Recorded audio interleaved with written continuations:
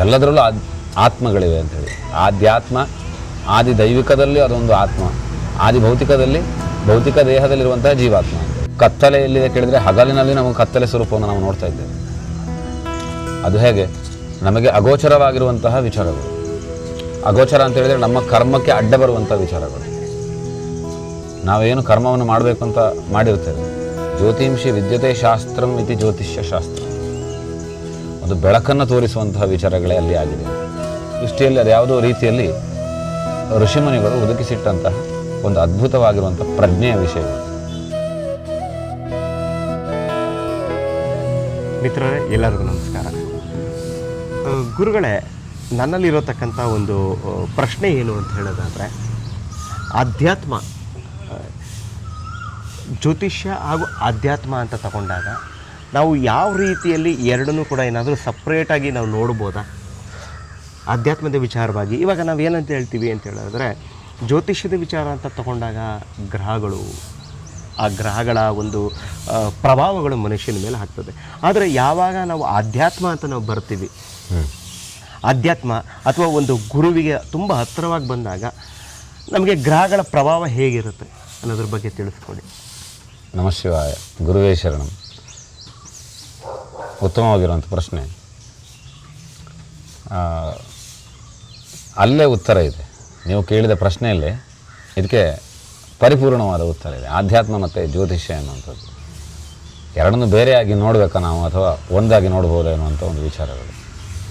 ಆಧ್ಯಾತ್ಮ ಎನ್ನುವಂಥ ವಿಷಯಗಳು ಹೇಗಿದೆ ಅಂತ ಹೇಳಿದರೆ, ಆಧ್ಯಾತ್ಮದ ಒಳಗಡೆಯೇ ಎಲ್ಲ ವಿಚಾರಗಳು ಇರುವುದು ಎನ್ನುವುದಾಗಿ.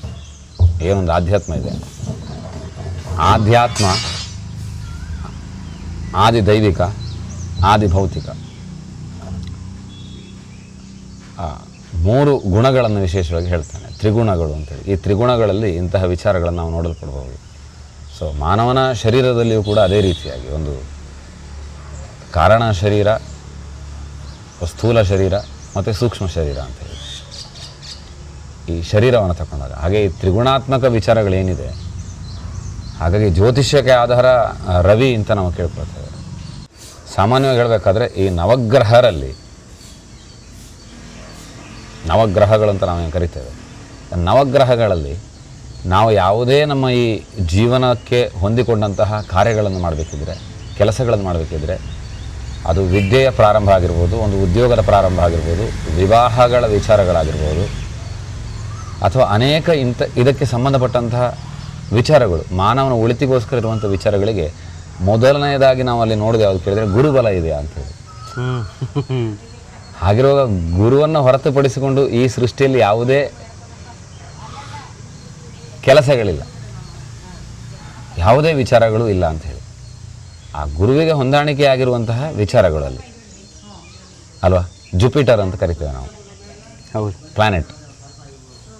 ಹೇಗೆ ಸೂರ್ಯ ಒಂದು ಪ್ಲಾನೆಟ್ ಅಂತ ನಾವು ಕರಿತೇವೆ, ಅದನ್ನು ಜುಪಿಟರ್ ಒಂದು ಪ್ಲಾನೆಟ್ ಅಂತ ಕರಿತೇವೆ ನಾವು ಕನ್ನಡದಲ್ಲಿ. ಅಥವಾ ಸಂಸ್ಕೃತ ವ್ಯಾಖ್ಯಾನ ಏನಿದೆ, ಗುರುಗ್ರಹ ಅಂತ ಕರಿತೇವೆ.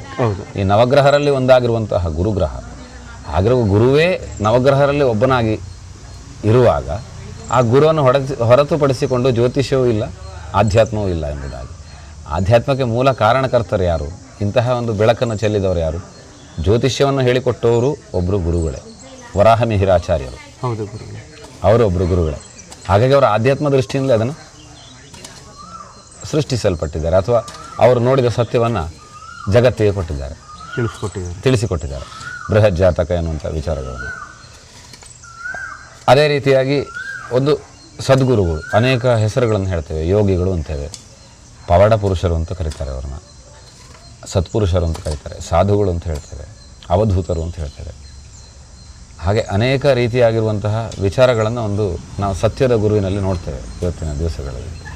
ಹಾಗಾಗಿ ಆಧ್ಯಾತ್ಮ ಎನ್ನುವಂಥ ವಿಚಾರಗಳೇನಿದೆ, ಜ್ಯೋತಿಂಷಿ ವಿದ್ಯತೆ ಶಾಸ್ತ್ರಂ ಇತಿ ಜ್ಯೋತಿಷ್ಯ ಶಾಸ್ತ್ರಂ ಅಂತ ಒಂದು ಬೆಳಕನ್ನು ತೋರಿಸುವಂತಹ ವಿಚಾರಗಳೇ ಅಲ್ಲಿ ಆಗಿದೆ ಅಂತ. ನಾವು ಒಂದು ಗುರುವಿಗೆ ಅಥವಾ ನಮ್ಮ ಈ ಸನಾತನ ಸಂಸ್ಕೃತಿಯ ಪದ್ಧತಿಗಳೇನಿದೆ, ಎಲ್ಲದರಲ್ಲೂ ಒಂದು ಬೆಳಕನ್ನು ಚೆಲ್ಲುವಂಥ ವಿಷಯವೇ ಆಗಿದೆ. ಒಂದು ಬೆಳಕು. ಯಾಕೆ ಅಂತ ಹೇಳಿದರೆ, ನಮಗೆ ಕತ್ತಲೆ ಎಲ್ಲಿದೆ ಕೇಳಿದರೆ ಹಗಲಿನಲ್ಲಿ ನಮಗೆ ಕತ್ತಲೆ ಸ್ವರೂಪವನ್ನು ನಾವು ನೋಡ್ತಾ ಇದ್ದೇವೆ. ಅದು ಹೇಗೆ?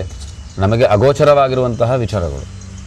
ಅಗೋಚರ ಅಂತ ಹೇಳಿದರೆ ನಮ್ಮ ಕರ್ಮಕ್ಕೆ ಅಡ್ಡ ಬರುವಂಥ ವಿಚಾರಗಳು.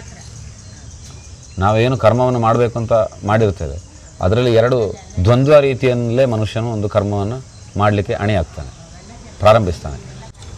ನನ್ನಿಂದ ಇದನ್ನು ಮಾಡಲು ಸಾಧ್ಯವೋ ಅಥವಾ ಅಸಾಧ್ಯವೋ ಎನ್ನುವಂಥ ವಿಚಾರಗಳು. ಆಗ ಅವನಿಗೆ ಅಲ್ಲಿ ಒಂದು ಬೆಳಕಿಲ್ಲ,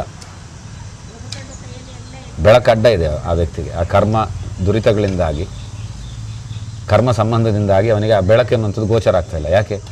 ಅವಿದ್ಯೆ ಅಥವಾ ಆ ವಿಚಾರಗಳನ್ನು ತಿಳಿದುಕೊಳ್ಳದೇ ಇರುವಂಥ ವಿಷಯಗಳು. ಹಾಗಾಗಿ ಅವನಿಗೆ ಆ ಬೆಳಕನ್ನು ತೋರಿಸಲಿಕ್ಕೆ ನಮಗೆ ಅನೇಕ ರೀತಿಯಲ್ಲಿ ನಮಗೆ ಭಾರತ ಪರಂಪರೆಯಲ್ಲಿ ಎಲ್ಲರೂ ಕೂಡ ಗುರು ಸ್ವರೂಪದಲ್ಲೇ ಹೇಳಿಕೊಟ್ಟಂಥ ವಿಚಾರಗಳು. ಗುರುವನ್ನು ಹೊರತುಪಡಿಸಿದ ಯಾವುದೇ ವಿದ್ಯೆ ಅಥವಾ ಜ್ಞಾನ ಎನ್ನುವಂಥದ್ದು ಜಗತ್ತಿನಲ್ಲಿ ಇಲ್ಲ. ಆದ್ದರಿಂದ ಇವತ್ತಿನ ಕಾಲಘಟ್ಟದಲ್ಲಿ ಅದು ಹೇಗಾಗಿದೆ ಅಂತ ಕೇಳಿದರೆ, ಜ್ಯೋತಿಷ್ಯ ಎನ್ನುವಂಥ ವಿಚಾರಗಳನ್ನು ಮನುಷ್ಯರು ಸಾಮಾನ್ಯವಾಗಿ ಕೇವಲ ತನ್ನ ಬಯಕೆಗೋಸ್ಕರ, ಭೋಗ ವಿಚಾರಗಳಿಗೋಸ್ಕರ ಅದನ್ನು ಶೇಕಡವಾರು ರೀತಿಯಲ್ಲಿ ಅಧಿಕ ಶೇಕಡ ವಿಚಾರವನ್ನು ಅದಕ್ಕೋಸ್ಕರ ಅದನ್ನು ವಿಮರ್ಶೆ ಮಾಡ್ತಾ ಇರ್ತಾರೆ. ನನ್ನ ನಕ್ಷತ್ರ, ನನ್ನ ರಾಶಿ, ಇದರ ಫಲಗಳು ಯಾವ ರೀತಿಯಾಗಿದೆ, ನನಗೆ ಒಳ್ಳೆಯದಾಗಬಹುದಾ ಎನ್ನುವುದಾಗಿ. ಖಂಡಿತವಾಗ್ಲೂ ಜ್ಯೋತಿಷ್ಯ ಶಾಸ್ತ್ರ ಎನ್ನುವಂಥದ್ದು ಒಬ್ಬನಿಗೆ ಒಳ್ಳೆಯದಾಗಲಿಕ್ಕೆ ಇದ್ದಂಥ ವಿಚಾರಗಳೆಲ್ಲ. ಇದು ಸಾಮೂಹಿಕವಾಗಿರುವಂತಹ ಒಂದು ಪ್ರಜ್ಞೆ. ಸನಾತನ ಸಂಸ್ಕೃತಿಯಲ್ಲಿರುವಂಥ ಎಲ್ಲ ಗ್ರಂಥಗಳನ್ನು ನಾವು ತೆಗೆದುಕೊಂಡಾಗ, ನೀವು ವೇದವನ್ನು ತಗೊಳ್ಳಿ, ಇದು ಗ್ರಂಥ ಅಂತ ಹೇಳೋದಕ್ಕಿಂತ ಇದೊಂದು ಬೆಳಕು ಅಂತ ಎಲ್ಲ. ಯಾಕಂದರೆ ಗ್ರಂಥ ರೂಪದಲ್ಲಿ ಇವಾಗ ನಾವು ನೋಡ್ತಾ ಇದ್ದೇವೆ, ಮುಂಚೆ ಗ್ರಂಥ ರೂಪದಲ್ಲಿ ಇರಲಿಲ್ಲ. ಒಬ್ಬರ ಬಾಯಿಂದ ಒಬ್ಬರಿಗೆ ಶ್ರುತಿ ಸ್ಮೃತಿ ಪುರಾಣಾನಾಂ ಅಂತ ನಾವು ಕರಿತೇವೆ. ಹಾಗಾಗಿ ಇದೆಲ್ಲವೂ ಕೂಡ ಈ ಸೃಷ್ಟಿಯಲ್ಲಿ ಅದ್ಯಾವುದೋ ರೀತಿಯಲ್ಲಿ ಋಷಿಮುನಿಗಳು ಹುದುಕಿಸಿಟ್ಟಂತಹ ಒಂದು ಅದ್ಭುತವಾಗಿರುವಂಥ ಪ್ರಜ್ಞೆಯ ವಿಷಯಗಳು. ಮಾನವನ ಶರೀರ ಭೂಮಿಗೆ ಬಂದ ನಂತರ ಅಲ್ಲಿ ಅಗೋಚರವಾಗಿರುವಂಥ ವಿಚಾರಗಳನ್ನು ಗೋಚರಪಡಿಸುವಂಥದ್ದೇ ಇದರ ಮೂಲ ಉದ್ದೇಶ. ಯಾಕೆ ಅಂತ ಕೇಳಿದರೆ, ಈಗ ಭೌತಿಕ ಶರೀರ ಎನ್ನುವಂಥದ್ದು ಮನುಷ್ಯನಿಗೆ ವಿಶೇಷವಾಗಿರುವಂಥದ್ದು. ಅದನ್ನೇ ನಾವು ಪತಂಜಲಿಯ ಯೋಗ ಸೂತ್ರಗಳಲ್ಲಿ ಶರೀರ ಮಾಧ್ಯಮ ಖಲು ಧರ್ಮ ಸಾಧನಂ ಅಂತ ನಾವು ಕೇಳ್ತೇವೆ. ಈ ಎಲ್ಲ ಆತ್ಮಗಳ ಸಂಬಂಧದ ವಿಚಾರಗಳು, ಎಲ್ಲದರಲ್ಲೂ ಆತ್ಮಗಳಿವೆ ಅಂಥೇಳಿ. ಆಧ್ಯಾತ್ಮ, ಆದಿ ದೈವಿಕದಲ್ಲಿ ಅದೊಂದು ಆತ್ಮ, ಆದಿ ಭೌತಿಕದಲ್ಲಿ ಭೌತಿಕ ದೇಹದಲ್ಲಿರುವಂತಹ ಜೀವಾತ್ಮ ಅಂತೇಳಿ. ಇದಕ್ಕೆ ಪಂಚತತ್ವಗಳನ್ನು ಇದನ್ನು ಹೇಳ್ತಾ ಹೋದರೆ ಒಂದಕ್ಕೊಂದು ಜ್ಞಾನಗಳು ಅದಕ್ಕೆ ಹೊಂದಾಣಿಕೆ ಆಗ್ತಾ ಹೋಗ್ತದೆ. ಪಂಚವಿಂಶತಿ ತತ್ವಗಳನ್ನು ನಾವಲ್ಲಿ ವಿಶೇಷವಾಗಿ ನೋಡ್ತೇವೆ. ಇದನ್ನು ಒಂದು ಪ್ರಜ್ಞೆಯಾಗಿ ನಮಗೆ ತಿಳಿಸಿಕೊಟ್ಟಂಥದ್ದು ಜ್ಯೋತಿಷ್ಯ ಶಾಸ್ತ್ರ. ಯಾವ ಸಮಯಕ್ಕೆ ಹುಟ್ಟಿದಾಗ ಅಲ್ಲಿ ಒಂದು ಗಣಿತ ಅಂಥೇಳಿ, ಆ ಗಣಿತದ ಆಧಾರದ ಮೇಲೆ ಆ ವ್ಯಕ್ತಿಯ ವಿಚಾರಗಳನ್ನು ಹೇಳುವಂಥ ವಿಷಯಗಳು. ಹಾಗಾಗಿ ಜ್ಯೋತಿಷ್ಯ ಶಾಸ್ತ್ರದಕ್ಕಿಂತ ಇನ್ನೂ ಹೆಚ್ಚಿನ ವಿಚಾರಗಳನ್ನು ಒಬ್ಬ ಸದ್ಗುರು ಆದವನು ತಿಳಿಸಬಲ್ಲವರು ಎಂಬುದಾಗಿ. ಯಾಕೆ ಅಂತ ಕೇಳಿದರೆ, ಜ್ಯೋತಿಷ್ಯ ಶಾಸ್ತ್ರವನ್ನು ನಾವು ಒಂದು ಪಾಂಡಿತ್ಯದ ರೀತಿ ಅಭ್ಯಸಿಸ್ತೇವೆ. ಪ್ರತಿಯೊಂದು ವಿದ್ಯೆಯೂ ಕೂಡ ಅವನಿಗೆ ಒಲಿಯುವಂಥ ವಿಚಾರಗಳಿದೆ. ಜ್ಯೋತಿಷ್ಯ ಅಂತ ಹೇಳಿದರೆ ನಾವು ಜ್ಯೋತಿಷ್ಯಕ್ಕೆ ರಿಲೇಟೆಡ್ ಆದಂಥ ಅನೇಕ ವಿಷಯಗಳು, ಸಂಖ್ಯಾಶಾಸ್ತ್ರವನ್ನು ಹೇಳ್ತಾರೆ, ಆಮೇಲೆ ಹಸ್ತರೇಖೆಯನ್ನು ನೋಡಿ ವಿಚಾರಗಳನ್ನು ಹೇಳ್ತಾರೆ. ಇದೆಲ್ಲ ಜ್ಯೋತಿಷ್ಯಕ್ಕೆ ಸಂಬಂಧಪಟ್ಟಂಥದ್ದು. ಹಾಗಾಗಿ ಜ್ಯೋತಿಷ್ಯ ಅದಕ್ಕೆ ಮೂಲ ಎಂಬುದಾಗಿ ನಾವು ತಗೊಳ್ತೇವೆ. ಆದಿತ್ಯನನ್ನು ಮೂಲವಾಗಿ ಇಟ್ಟುಕೊಂಡು ಆ ಆದಿತ್ಯನ ಗತಿಗಳೇನಿದೆ, ಸೂರ್ಯನ ಗತಿ ಮತ್ತು ಚಂದ್ರನ ಸೂರ್ಯ ಮತ್ತು ಚಂದ್ರ ಇವರಿಬ್ಬರನ್ನು ಅಲ್ಲಿ ಗಣನೆಗೆ ತೆಗೆದುಕೊಂಡು ಹೇಳುವಂಥ ವಿಷಯಗಳಾಗಿದೆ. ಇದು ಪ್ರಧಾನವಾಗಿ ನಾವು ಅದನ್ನು ಆ ರೀತಿಯಾಗಿ ನೋಡಿಕೊಳ್ತೇವೆ ವಿಚಾರಗಳನ್ನು.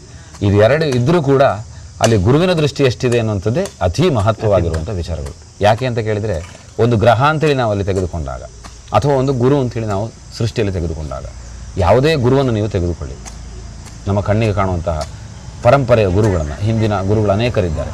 ಸೊ ಯಾವುದೇ ಹೆಸರನ್ನು ಹೇಳಬೇಕಾಗಿಲ್ಲ, ನಿಮ್ಮ ಮನಸ್ಸಿನಲ್ಲಿರುವಂಥ ಗುರುಗಳು ಅಂತ ಎಣಿಸಿಕೊಂಡರೂ ಕೂಡ ಸಾಕು. ಅವರು ಸೃಷ್ಟಿಗೆ ಕೊಟ್ಟಂತಹ ವಿಶೇಷವಾಗಿರುವಂತಹ ಕೃಪೆ, ಆಶೀರ್ವಾದ, ಅನುಗ್ರಹ.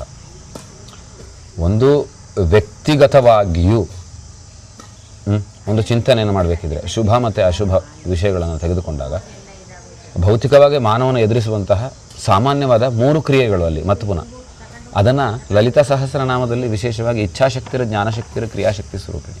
ನಾವಿಬ್ಬರು ಇಲ್ಲಿ ಕುಳಿತುಕೊಂಡಿದ್ದೇವೆ ಅಂಥೇಳಿ ಆದರೆ, ಒಂದನೇದಾಗಿ ಮನೆಯಿಂದ ನಿಮಗೆ ಇಲ್ಲಿಗೆ ಬರುವಂತಹ ಇಚ್ಛೆ ಉಂಟಾಗಬೇಕು. ಆ ಇಚ್ಛೆ ಉಂಟಾದರೆ ಸಾಲದು, ಆ ಇಚ್ಛೆ ಉಂಟಾದ ನಂತರ ನಿಮಗೆ ಒಂದು ಜ್ಞಾನಶಕ್ತಿ ಉಂಟಾಗಬೇಕು. ಇದು ಯಾವ ಸ್ಥಳ, ಇಲ್ಲಿಗೆ ಬರಲಿಕ್ಕೆ ಯಾವ ದಾರಿ, ಇದು ಯಾವ ಒಂದು ಭೌಗೋಳಿಕವಾದ ಹಿನ್ನೆಲೆಯನ್ನು ಹೊಂದಿದೆ ಈ ಸ್ಥಳ, ಇಲ್ಲಿಗೆ ಬರುವಂತಹ ಆ ಪರಿಪೂರ್ಣವಾದ ವಿಳಾಸ ಜ್ಞಾನಶಕ್ತಿಯಿಂದ, ಅಂದರೆ ಬುದ್ಧಿಯಿಂದ ಉಪಯೋಗಿಸಿ ನಾವು ಮಾಡ್ತೇವೆ. ಇದೆರಡು ಇದ್ದರೆ ಸಾಲದು, ಅಲ್ಲಿ ಕ್ರಿಯಾಶಕ್ತಿಯು ಕೂಡ ಒಂದು ಬೇಕು ಅಂತ ಹೇಳಿ. ಅಲ್ಲಿ ಒಂದು ಕ್ರಿಯೆ ನಡೀಬೇಕು, ನಾವು ನಡೆದುಕೊಂಡು ಹೋಗುವಂಥ ಕ್ರಿಯೆ. ಹಾಗೆ ಗ್ರಹಗಳ ವಿಚಾರ ಬಂತು ಅಂತ ಹೇಳಿದರೆ ಒಬ್ಬ ಮನುಷ್ಯನ ಸಂಬಂಧದಲ್ಲಿ ಎಷ್ಟು ಉತ್ತಮ ರೀತಿಯಾದ ಸಂಬಂಧಗಳನ್ನು ಹೊಂದಬಹುದು ಎನ್ನುವಂಥದ್ದು ನಮಗೆ ಈ ಗ್ರಹವೇ ಅತ್ಯಂತ ಸುಲಭ ಮಾರ್ಗದಲ್ಲಿ ತಿಳಿಸಿಕೊಟ್ಟಿದ್ದಾರೆ ವರಾಹಮಿಹಿರಾಚಾರ್ಯರು. ಅದು ಹೇಗೆ ಒಬ್ಬ ವ್ಯಕ್ತಿಯನ್ನು ನೋಡುವಾಗ ಅನೇಕ ವ್ಯಕ್ತಿಯ ಸಂಬಂಧಗಳು ನಮಗೆ ಹೇಗೆ ಗೋಚರ ಆಗ್ತದೆ ಅಂತ ಹೇಳಿದರೆ, ಒಂದು ಶತ್ರುತ್ವ, ಸಮತ್ವ ಮತ್ತು ಮಿತ್ರತ್ವ ಎಂಬುದಾಗಿ ನೀವು ಅಲ್ಲಿ ಕೂಡ ತಗೊಳ್ಬೋದು. ಎಲ್ಲ ಗ್ರಹಗಳಿಗೂ ಶತ್ರುತ್ವ, ಮಿತ್ರತ್ವ, ಸಮತ್ವ ಇದ್ದೇ ಇದೆ, ಬೃಹಸ್ಪತಿಯನ್ನು ಹೊರತುಪಡಿಸಿ, ಗುರುವನ್ನು ಹೊರತುಪಡಿಸಿ. ಗುರು ಎಲ್ಲರನ್ನು ನೋಡುವಂತಹ ಸಂದರ್ಭದಲ್ಲಿ ಆ ಗುರುವಿನ ಗೋಚಾರ ಅಥವಾ ಗುರುವಿನ ದೃಷ್ಟಿ ಎಲ್ಲ ಗ್ರಹದಲ್ಲಿದ್ದಾಗ, ಅನೇಕ ಬಾಕಿ ಉಳಿದಂತಹ ಗ್ರಹಗಳಿಗೆ ಬಿದ್ದಾಗ ಆ ಗುರುವಿನ ವಿಚಾರಗಳನ್ನು ಹೇಳ್ತಾನೆ. ಗುರುವಿನ ಫಲಗಳು ತತ್ವ ಮತ್ತು ಸಮತ್ವ ಇದೆರಡೇ ವಿಷಯಗಳು ಅಲ್ಲ ಹೇಳಿದ್ದಾರೆ. ಗುರುವಿಗೆ ಯಾವುದೇ ಶತ್ರುಗಳಿಲ್ಲ ಅಂಥೇಳಿ. ಆದರೆ ಬಾಕಿ ಉಳಿದ ಗ್ರಹಗಳು ಗುರುವನ್ನು ನೋಡುವಾಗ, ಗುರುವಿನ ಮೇಲೆ ದೃಷ್ಟಿ ಇರುವಾಗ ಅಲ್ಲಿ ಕೆಲವು ಗ್ರಹಗಳು ಮಿತ್ರರಾಗಿದ್ದಾರೆ, ಶತ್ರುಗಳಾಗಿದ್ದಾರೆ, ಸಮರಾಗಿದ್ದಾರೆ ಅಂತ ಅಲ್ಲಿ 3 ಗೋಚರ ಆಗ್ತಾ ಇದೆ ಗುರುವಿನ ಮೇಲೆ ಅವರ ದೃಷ್ಟಿ. ಆದರೆ ಗುರುವಿನ ದೃಷ್ಟಿ ಅಲ್ಲಿ ಶತ್ರುತ್ವದ ಮೇಲೆ ಯಾವುದೇ ರೀತಿಯಾಗಿರುವಂಥ ವಿಚಾರಗಳಿಲ್ಲ, ಅಲ್ಲಿ ಸೈಲೆಂಟ್. ಇದು ಭೌತಿಕವಾಗಿ ನಾವು ನೋಡುವಂತಹ ಯಾವುದೇ ಗುರುಗಳು, ನೀವು ಇಲ್ಲಿ ಬಂದಂತಹ ಆರಾಧಿಸಲಿಕ್ಕೆ ಬಂದಂತಹ ಭೌತಿಕ ಶರೀರವನ್ನು ಹೊಂದಿದಿರುವಂತಹ ಸಮಾಜದಲ್ಲಿರುವಂತಹ ಗುರುಗಳು ಕೂಡ ಇದೇ ಹಿನ್ನೆಲೆಯನ್ನು ಹೊಂದಿರ್ತಾರೆ. ಹಾಗಾಗಿ ಅಲ್ಲಿ ಗುರು ಮಹತ್ವವನ್ನು ಹೊಂದ್ತಾನೆ ಅಂತೇಳಿ. ಖಂಡಿತ ಗುರುಗಳೇ, ಎಲ್ಲ ಪ್ರಜ್ಞೆಗಿಂತ ಮಿಗಿಲಾದ ಪ್ರಜ್ಞೆ ಯಾವುದು ಅಂತ ಕೇಳಿದ್ರೆ ಅದು ಗುರುವಿನ ಪ್ರಜ್ಞೆ. ಗುರುವಿನ ಪ್ರಜ್ಞೆ ಇದು ಹೇಗೆ ಕೇಳಿದ್ರೆ ಜ್ಯೋತಿಷ್ಯವನ್ನು ಮೀರಿಸುವಂತಹ ವಿಚಾರಗಳು. ಯಾಕೆ ಕೇಳಿದ್ರೆ ಬಾಕಿ ಉಳಿದ ಗ್ರಹಗಳ ಹೊಂದಾಣಿಕೆಯಿಂದಾಗಿ ಜ್ಯೋತಿಷ್ಯಶಾಸ್ತ್ರ ನಾವು ಹೇಳ್ತೇವೆ. ಆ ಬಾಕಿ ಉಳಿದ ಗ್ರಹಗಳು ಎಷ್ಟು ಫಲಾಫಲಗಳನ್ನು ನಮಗೆ ಅನುಗ್ರಹ ಮಾಡ್ಬೋದು ಇಂತಿಷ್ಟು ನಿರ್ದಿಷ್ಟ ಅವಧಿಯ ಸಮಯದಲ್ಲಿ ಅಂತೇಳಿ, ಅದನ್ನು ಹೊರತುಪಡಿಸಿ ಅದರಿಂದ ಬರುವಂತಹ ಯಾವುದೇ ನಮಗೆ ಶತ್ರುತ್ವ ಅಥವಾ ಬಾಧೆಗಳು ಏನಿದ್ರೂ ಕೂಡ, ಆ ಗ್ರಹಗಳಿಂದ ನಮಗೆ ಏನೇ ಕೆಡುಕಾಗೋದಿದ್ರೂ ಕೂಡ, ಯಾವಾಗ ಒಂದು ಗುರುವಿನ ಕೃಪೆ ಎನ್ನುವಂಥದ್ದು ನಮಗೆ ಆಗ್ತದೆ, ಭೌತಿಕವಾದ ಶರೀರ ನಾವು ಅನುಸರಿಸುವುದರಿಂದ, ಸದಾ ಅವನ ಸ್ಥಾನದಲ್ಲಿ ನಾವು ಅವನನ್ನು ನೆನೆಸುವುದರಿಂದ, ಆ ಗುರುವನ್ನೇ ಕುರಿತಾಗಿ ಕೆಲವು ಗುರುಚರಿತ್ರೆ ಪಾರಾಯಣಗಳನ್ನು ಮಾಡುವುದು, ಆ ಗುರುವನ್ನು ಅನುಸರಿಸಲಿಕ್ಕೆ ಬೇಕಾದಂತಹ ಉಪಾಯಗಳನ್ನು ತನ್ನಲ್ಲಿ ತಾನು ಮಾಡಿಕೊಳ್ಳುವಂಥದ್ದು, ಯಾವುದರಿಂದ ಗುರು ತೃಪ್ತನಾಗ್ತಾನೆ, ನನ್ನ ಜೀವನ ಶೈಲಿ ಯಾವ ರೀತಿಯಾಗಿರಬೇಕು ಎನ್ನುವುದಾಗಿ ಆ ಗುರುವನ್ನೇ ಅರಸಿ ಗುರುವಿನ ಸಂಬಂಧದಲ್ಲಿ ಸದಾ ಇರುವುದರಿಂದ ಒಬ್ಬ ವ್ಯಕ್ತಿ, ಒಂದು ಭೌತಿಕವಾದ ಗುರು ಇರ್ಬೋದು ಅಥವಾ ಇನ್ನು ಅಭೌತಿಕತೆಯಲ್ಲಿರುವಂತಹ ಸೂಕ್ಷ್ಮ ರೂಪದಲ್ಲಿರುವಂಥ ಗುರುಗಳಿರ್ಬೋದು. ಇಂತಹ ಗುರುವನ್ನು ಅನುಸರಿಸುವುದರಿಂದ ಅವನಿಗೆ ಬಾಕಿ ಉಳಿದ ಗ್ರಹಗಳಿಂದ ಬರುವಂಥ ಪೀಡೆಗಳಂತ ನಾವೇನು ಕರಿತೇವೆ. ಯಾಕಂದರೆ ಪೀಡಾಂ ಹರತು ಮೇ ರವಿಹಿ ಶಶಿಹಿ. ಯಾಕಂದರೆ ಪೀಡಾ ಅಂತ ಹೇಳಿದರೆ ನಮಗೊಂದು ಸಹಿಸಲಿಕ್ಕೆ ಆಗದಿರುವಂತಹ ಅಸಹಿಷ್ಣುತೆ ಅಂತ ಕರಿತೇವೆ. ಸಹಿಷ್ಣುತೆ ಮತ್ತು ಟಾಲರೆನ್ಸ್ ಆ್ಯಂಡ್ ಇಂಟಾಲರೆನ್ಸ್, ಇದರಿಂದ ಬರುವಂತಹ ತೊಂದರೆಗಳು ಒಂದು ಗುರುವಿನ ದೃಷ್ಟಿಯಿಂದ ಅದು ಪರಿಹರಿಸಲ್ಪಡ್ಬೋದು.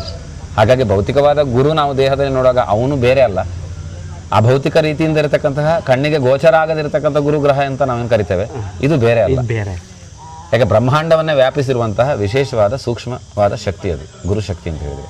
ಹಾಗೆ ಇದಿಷ್ಟರಲ್ಲೇ ನಿಮ್ಮ ಒಂದು ಪ್ರಶ್ನೆಗೆ ಉತ್ತರ ಎನ್ನುವಂಥದ್ದು ಖಂಡಿತವಾಗಿ ಇದ್ದೇ ಇದೆ ಎನ್ನುವಂಥದ್ದು ನಾವು ಭಾವಿಸ್ತೇವೆ. ಖಂಡಿತ ಗುರುಗಳೇ, ಇದರಲ್ಲಿ ಸಂಶಯ ಇದ್ದರೆ ನಾವು ಕೇಳ್ಬೋದು. ಇಲ್ಲ ಖಂಡಿತ ಗುರುಗಳೇ. ಯಾಕೆ ಅಂತ ಹೇಳಿದ್ರೆ ಅಂದರೆ ಗುರುವಿಗೆ ನಾವು ಎಷ್ಟು ಹತ್ರ ಆಗ್ತೀವಿ ಅಥವಾ ಅಧ್ಯಾತ್ಮದ ವಲಯದಲ್ಲಿ ನಾವು ಎಷ್ಟು ನಾವು ಸಾಕ್ತಾ ಹೋಗ್ತೀವಿ, ಆಗ ನಮ್ಮ ಜ್ಯೋತಿಷ್ಯದ ಪ್ರಭಾವ ಕೂಡ ಕಡಿಮೆ ಆಗ್ತಾ ಹೋಗ್ತದೆ. ಖಂಡಿತವಾಗಲ್ಲ. ಆಗ ನೀವು ಇನ್ನೊಬ್ಬರನ್ನ ಜ್ಯೋತಿಷ್ಯ ನೀವು ಹೇಳಬೇಕಂತ ಇಲ್ಲ. ನಿಮ್ಮ ಹತ್ರ ಕುಳಿತುಕೊಂಡ ಕೂಡಲೇ ನೀವೊಬ್ಬರು ಸಾಧಕರೋ ಅಥವಾ ಗುರುವಿನ ಶಿಷ್ಯರೋ ಆದರೆ ನೀವೆಲ್ಲರಿಗೂ ಕೂಡ ಪ್ರಿಯರಾಗ್ತೀರಿ. ಆ ಸಂದರ್ಭದಲ್ಲಿ ಅಕಸ್ಮಾತ್ ನಿಮಗೆ ಅವರಿಂದ ಏನೋ ತೊಂದರೆಗಳು ಉಂಟು ಅಂತ ಹೇಳಿದ್ರು ಕೂಡ ನೀವು ನಿಮ್ಮಲ್ಲೇ ಮ್ಯಾನೇಜ್ ಮಾಡುವಂಥ ವಿಶೇಷ ಚೈತನ್ಯ ನಿಮ್ಮಲ್ಲಿ ಉಂಟಾಗ್ತದೆ. ಅದು ಗುರು ದೃಷ್ಟಿಯಿಂದ. ಆ ಗುರು ಸದಾ ನಮ್ಮನ್ನು ಕೃಪಾಶೀರ್ವಾದವನ್ನು ಕೊಡುವುದರಿಂದ, ಗುರುವಿನ ದೃಷ್ಟಿ ಸದಾ ನಮ್ಮ ಮೇಲೆ ಇರುವುದರಿಂದ. ಗುರುವಿನ ದೃಷ್ಟಿ ಅಂತ ಹೇಳಿದರೆ ನಾವು ಭೌತಿಕ ಶರೀರದ ದೃಷ್ಟಿ ಎಷ್ಟೊತ್ತಿ ಬೀಳ್ತದೆ ಅಷ್ಟು ಮಾತ್ರ ಅಲ್ಲ. ಅದಕ್ಕೆ ನಾವು ಸಾಮಾನ್ಯವಾಗಿ ಮಾನವೀಯತೆಗೆ ಒಂದು ಅರ್ಥೈಸುವಂತಹ ವಿಚಾರವಾಗಿ, ಯಾಕಂದರೆ ಒಂದು ಗುರುವಿನ ಪದವನ್ನು ಅಷ್ಟು ಸುಲಭವಾಗಿ ಒಬ್ಬ ಒಪ್ಪಿಕೊಳ್ಳಿಕ್ಕೆ ಸಾಧ್ಯ ಇಲ್ಲ. ಅದಕ್ಕೆ ಶಾಸ್ತ್ರೀಯ ಹಿನ್ನೆಲೆ ಏನು ಅಂತ ಕೇಳ್ತಾರೆ. ಅದಕ್ಕೆ ನಾವು ಹಿಂದೆಯೂ ಕೂಡ ಹೇಳಿದ್ದೇವೆ, ಚತುರಾತ್ಮ ಮಹಾವಿಷ್ಣುವಿನ ಒಂದು ವಿಚಾರದಲ್ಲಿ ಬರ್ತದೆ ಒಂದು ವಿಷಯಗಳನ್ನು, ಅದನ್ನು ಹೊರತುಪಡಿಸಿದವನು ಅಂತೇಳಿ. ಚತುರಾತ್ಮ ಚತುರ್ವ್ಯೂಹ ಚತುರ್ದಂಶ ಚತುರ್ಗತಿ ಅಂತ 4 ಗತಿಗಳನ್ನು ಹೊಂದಿರುವಂತಹ 4 ಆತ್ಮಗಳನ್ನು ಹೊಂದಿರುವಂಥದ್ದು. ಈ 4 ಆತ್ಮಗಳು ಒಂದು ಗುರುವಿನ ಶರೀರದಲ್ಲಿ ಅವನು ಆ ವಿಚಾರಗಳನ್ನು ಮಾಡಬಲ್ಲ ಅಂತ. ಕೇವಲ ಒಂದು ಗುರುವಿನ ಶರೀರದಲ್ಲಿ 4 ಅಥವಾ ಇನ್ನು ನಿಮ್ಮ ಊಹೆ ಅಥವಾ ನಿಮ್ಮ ಸ್ವಂತ ತಪಸ್ಸಿಗೆ ಬಿಟ್ಟಂಥ ವಿಚಾರಗಳು. ನಾವು ವೈದಿಕ ಪರಂಪರೆ ಅಥವಾ ಇದರಲ್ಲಿ ಏನು ಹೇಳಿದ್ದಾನೆ ಆ ದೃಷ್ಟಿಯನ್ನು ನಿಮಗೆ ಕೊಡ್ಬೋದು ಒಂದು ವಿಷಯಗಳನ್ನು. 5 ಆತ್ಮವೋ 4 ಆತ್ಮವೋ ಎಷ್ಟು ಆತ್ಮಗಳಿದೆ ಅಂತ ಕೇಳಿದಾಗ ಒಬ್ಬ ಮನುಷ್ಯನಲ್ಲಿ, ಒಂದು ಗುರುವಿನಲ್ಲಿ ಆ ಗುರು ಅದನ್ನು ಯಾವ ರೀತಿಯಾಗಿ ಈ ಸೃಷ್ಟಿಗೋಸ್ಕರ ಮೀಸಲಿಟ್ಟಿದ್ದಾನೆ ಅಂತ ಹೇಳಿ. ಹಾಗೆ ಒಂದಾತ್ಮ ಎನ್ನುವಂಥದ್ದು ಅವನ ಭಕ್ತರು ಮತ್ತು ಶಿಷ್ಯರು ಯಾರಿರ್ತಾರೆ ಅವರ ಸುತ್ತಲೇ ಇರ್ತದೆ. ಈ ಒಂದು ಭದ್ರತೆ ಎನ್ನುವಂಥದ್ದು ಯಾರಿಗೂ ಅರಿವಿಲ್ಲದೆ ಅಂತ ವಿಚಾರಗಳು. ಗುರು ಯಾವಾಗಲೂ ಹೇಳಿಕೊಳ್ಳುವುದಿಲ್ಲ ಇಂಥ ವಿಚಾರಗಳಿದೆ ಅಂತ. ಆದರೆ ಗುರು ಹೇಳಿಕೊಳ್ಳದ ವಿಚಾರಗಳನ್ನು ಮೂಲವಾಗಿ ಯಾವುದೋ ಗುರುಗಳು ನಮಗೆ ಆ ವಿಷ್ಣು ಸಹಸ್ರನಾಮದಲ್ಲಿ ಬರುವಂಥ ಪವಿತ್ರವಾದ ಮಂತ್ರಗಳಲ್ಲಿ ಅದನ್ನು ಹೇಳ್ತಾನೆ. ಚತುರಾತ್ಮ ಚತುರ್ವ್ಯೂಹ ಚತುರಂದಶ ಚತುರ್ಗತಿ ಅಂತೇಳಿ. ಇದು 4 ಆಯಾಮಗಳಲ್ಲಿ ಆಧ್ಯಾತ್ಮಿಕ, ಆದಿಭೌತಿಕ, ಆದಿದೈವಿಕ, ಅದನ್ನು ಮೀರಿದ ಶೂನ್ಯ ತತ್ವ. ಸೊ ಅಂದರೆ ಈ ಸೃಷ್ಟಿಯ ಕ್ರಿಯೆಯಲ್ಲಿ ಏನೇನು ನಡೆದಿದೆ ವಿಚಾರಗಳು, ಇದೆಲ್ಲದರಲ್ಲದು ಸಮ್ಮಿಳಿತವಾಗಿದೆ ಅಂತ. ಹಾಗಾಗಿ ಯಾವುದೇ ಸಾಧಕನಾಗಿರ್ಬೋದು, ಯಾವುದೇ ಅತ್ಯಂತ ಅಪಾರವಾದ ಭಕ್ತಿ ಇಟ್ಟಂತಹ ಗುರು ಹೇಳದೆ ನಾನೇನು ಮಾಡುವುದಿಲ್ಲ ಎನ್ನುವಂತಹ ಭಕ್ತಿಯನ್ನು, ಗುರುವಿನಲ್ಲಿ ಶರಣಾಗತಿಯನ್ನು ಹೊಂದಿರ್ತಾನೆ ವ್ಯಕ್ತಿ, ಖಂಡಿತವಾಗ್ಲೂ ಅಂಥವ್ರನ್ನ ಗುರು ಯಾವುದೇ ರೀತಿಯಲ್ಲಿ ಕಾಯ್ತಾನೆ. ಇದೇ ಗುರುವಿನ ದೃಷ್ಟಿ ವಿಶೇಷವಾಗಿದೆ. ಖಂಡಿತ ಈ ದೃಷ್ಟಿಯನ್ನು ಪಡೆದುಕೊಳ್ಳಿಕ್ಕೆ ನಾವೆಲ್ಲ ಆರಾಧಿಸೋದು ದೈವಿಕ ಪೂಜೆಗಳನ್ನು, ಮೂರ್ತಿ ಪೂಜೆಗಳನ್ನಾಗಿರ್ಬೋದು, ಅಥವಾ ನಾಮಜಪಗಳು, ಅಥವಾ ಯಾವುದೇ ವಿದ್ಯೆಗಳನ್ನು ಕಲಿತು ಆ ವಿದ್ಯೆಯನ್ನು ಪರಂಪರೆಯನ್ನು ಉಳಿಸುವಂತಹ ಕಾರ್ಯಗಳಾಗಿರ್ಬೋದು, ಸ್ವಂತ ಸ್ವಯಂ ಅನುಷ್ಠಾನಗಳಾಗಿರ್ಬೋದು, ಯೋಗ ಮಾರ್ಗವಾಗಿರ್ಬೋದು, ಭಕ್ತಿ ಮಾರ್ಗವಾಗಿರ್ಬೋದು, ಅನೇಕ ಮಾರ್ಗಗಳನ್ನು ಹೇಳಿದ್ದಾನೆ. 4 ಮಾರ್ಗಗಳು ಅಂತ. ಅದಕ್ಕೆ ಉಪವಾಗಿ ಬೇರೆ ಬೇರೆ ಹುಟ್ಟಿಕೊಂಡಿವೆ. ಕರ್ಮ ಇತ್ಯಾದಿಗಳನ್ನು ಮಾಡುವಂಥ ಕರ್ಮದಲ್ಲೇ ಭಗವಂತನನ್ನು ಅಥವಾ ಗುರುವನ್ನು ಒಮ್ಮೆ ನೋಡುವಂಥದ್ದು ತನ್ನ ಜೀವಿತಾವಧಿಯಲ್ಲಿ. ಇದೆಲ್ಲ ಹೊಂದಾಣಿಕೆ ಆದ್ದು ಒಂದು ಕೊನೆಯ ಗುರುವಿನ ದರ್ಶನಕ್ಕೋಸ್ಕರ. ಇದರ ಹುಟ್ಟೆ ಗುರುವಿನ ದರ್ಶನಕ್ಕೋಸ್ಕರ. ಇಲ್ಲ, ಖಂಡಿತವಾಗಿ ಭಾಳ ಅರ್ಥಪೂರ್ಣವಾಗಿ ತಿಳಿಸ್ಕೊಟ್ಟಿದ್ರಿ. ಧನ್ಯವಾದಗಳು. ಎಲ್ಲ ನಮ್ಮ ಗುರುವಿನ ಕೃಪೆ, ಆಶೀರ್ವಾದ ಇದರಿಂದಲೇ ಬಂದಿದೆ ಹೊರತು ನಮ್ಮದು ಅಂತ ಸ್ವಂತವಾದ ಜ್ಞಾನಗಳು ಯಾವುದೂ ಇಲ್ಲ. ಈ ಸೃಷ್ಟಿಯಲ್ಲಿ ಎಲ್ಲ ಜ್ಞಾನವೂ ಕೂಡ ಪ್ರತಿಯೊಂದು ಕ್ಷಣದಲ್ಲಿ ಕೂಡ ಎಲ್ಲರಿಗೂ ಲಭ್ಯ. ಯಾವಾಗ ಗುರುವನ್ನು ಅರಿಸಿ ನಾವು ಹೋಗ್ತೇವೆಯೋ ಆಗ ಗುರು ಆದವನೇ ಆ ಕೃಪೆಯನ್ನು ಮಾಡುವಂಥದ್ದು. ಪ್ರತಿಯೊಬ್ಬರಿಗೂ ಇದು ಸಾಧ್ಯ. ಗುರು ಚರಿತ್ರೆಯಲ್ಲಿ ನಾಮಧಾರಕನಿಗೆ ಗುರು ಸಿದ್ದೇಶ್ವರರು ಪರಿಪೂರ್ಣವಾಗಿ ಆ ಗುರು ಚರಿತ್ರೆಯ ಪ್ರತಿಯೊಂದು, ಅಂದರೆ ಗುರು ದತ್ತಾತ್ರೇಯರ ಅವತಾರವಾದ, ಅಂದರೆ 2ನೇ ಅವತಾರವಾದ ಶ್ರೀ ನರಸಿಂಹ ಸರಸ್ವತಿಗಳ ಒಂದು ಅವರ ಕಥಾ ಭಾಗವನ್ನು ಇಲ್ಲಿ ತಿಳಿಸ್ತಾರೆ. ಸೊ ಅದೇ ರೀತಿಯಲ್ಲಿ ನೀವು ತಿಳಿಸ್ಕೊಟ್ಟಿದ್ರಿ. ಧನ್ಯವಾದಗಳು. ಗುರು ಇಚ್ಛೆ ಎಲ್ಲರಿಗೂ ಉಳಿತಾಗಲಿ. ಜ್ಯೋತಿಷ್ಯ ಅಂತ ಹೇಳಿದರೆ ಒಂದು ವಿಚಾರವನ್ನು ಹೇಳಿಬಿಡು. ಜ್ಯೋತಿಷ್ಯ ಅಂತ ಹೇಳಿದರೆ ಮನುಷ್ಯನಿಗೆ ಯಾವುದೇ ಲಾಭದಾಯಕ ಅಲ್ಲದೇ ಇರುವಂತಹ ತನ್ನ ಜೀವನದ ಪರಮೋಚ್ಚ ಸ್ಥಿತಿಯನ್ನು ತಲುಪಲಿಕ್ಕೆ ಬೇಕಾಗಿ, ತನ್ನ ಜೀವನ ಸುಲಭವಾಗಿ ಸಾಗಲಿಕ್ಕೆ ಇಂಥದ್ದು ನೀನು ಮಾಡಿದರೆ ನಿನಗೆ ಸಮಸ್ಯೆ ಬರ್ತದೆ, ಅದು ಮಾಡದೇ ಇರುವುದು ಒಳ್ಳೆಯದು, ಅಥವಾ ಇಂಥ ಸಮಯದಲ್ಲಿ ನೀನು ಇಂಥದ್ದನ್ನು ಮಾಡೋದ್ರಿಂದ ನಿನ್ನ ಈ ಒಂದು ಜೀವಾತ್ಮ ಎನ್ನುವಂಥದ್ದು ಯಾವುದಿದೆ ಅದು ಪ್ರಕಾಶವಾಗಬಹುದು ಎನ್ನುವಂಥ ವಿಚಾರಗಳಿಗೆ ಒಂದು ಜ್ಯೋತಿಯಾಗಿ ಅಲ್ಲಿ ಇದೆ ಹೊರತು ಬೇರೆ ಯಾವುದೇ ವಿಚಾರಗಳಿಗಲ್ಲ. ಹಾಗೆ ಇದರಲ್ಲಿ ಯಾರೂ ಭಯವನ್ನು ಪಡಬಾರ್ದು ಅಥವಾ ಬೇರೆ ವಿಚಾರಗಳನ್ನು ಮಾಡಬಾರ್ದು. ಅದರ ಕೃಪೆ ಎನ್ನುವಂಥದ್ದು ನನ್ನ ಮೇಲೆ ಇರಲಿ ಎನ್ನುವಂಥದ್ದೇ ನಮ್ಮ ಮೂಲವಾಗಿರುವಂಥ ವಿಚಾರ. ಅದರ ಬಗ್ಗೆ ಜ್ಯೋತಿಷ್ಯ ಎಲ್ಲರೂ ಕೂಡ ಅದರಿಂದ ಒಳಿತನ್ನು ಮಾಡಿಕೊಳ್ಳಿ, ಕೆಡಕನ್ನು ಮಾಡಿಕೊಳ್ಳಿಕ್ಕೆ ಹೋಗದಿರಿ ಎನ್ನುವಂಥದ್ದು ನಮ್ಮ ಒಂದು ಸಾಮಾನ್ಯವಾದ ಒಂದು ವಿಚಾರ. ಎಲ್ಲರಿಗೂ ಸರ್ವರಿಗೂ ಒಳಿತಾಗಲಿ. ನಮಸ್ಕಾರ. ಧನ್ಯವಾದಗಳು.